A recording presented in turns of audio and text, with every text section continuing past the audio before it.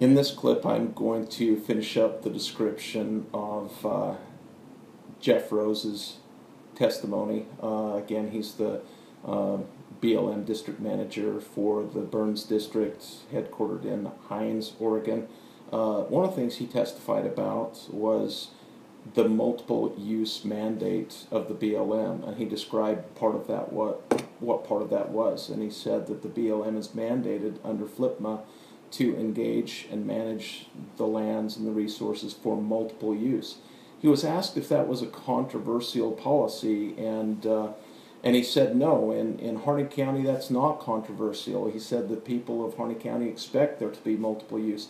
And I was interested in that because I've seen so much information and social media posting and things by environmentalist groups that do consider that to be controversial because they would like to see there be no productive uses whatsoever. But he said in Harney County that's not considered to be a controversial policy at all.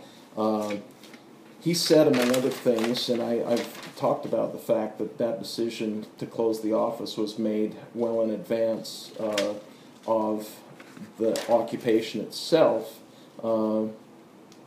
but he said that he was influenced by the social media.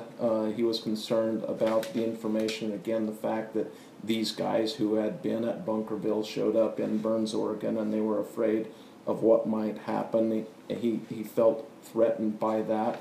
He had feelings he was concerned about. He was asked if he could point to any words or actions that Ammon Bundy in particular had taken that he found to be threatening, and he answered that no, he couldn't point to anything in particular. There was nothing that he could point to. So that was an interesting point. Part of what I want to do in this video too is describe or summarize the testimony of Jason Curry, who is another BLM witness who was finally called at the end of the day.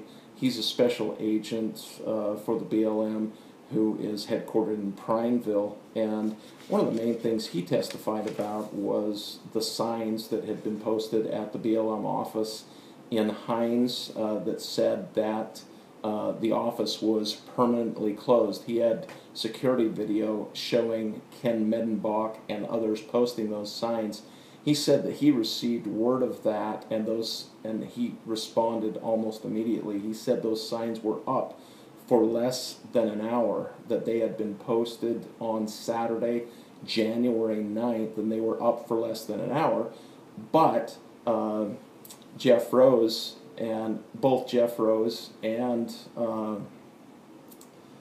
Special Agent Curry testified that the signs being posted for less than an hour, basically a week after the refuge occupation had occurred, contributed to the decision to keep the BLM office, or to continue to keep the BLM office closed.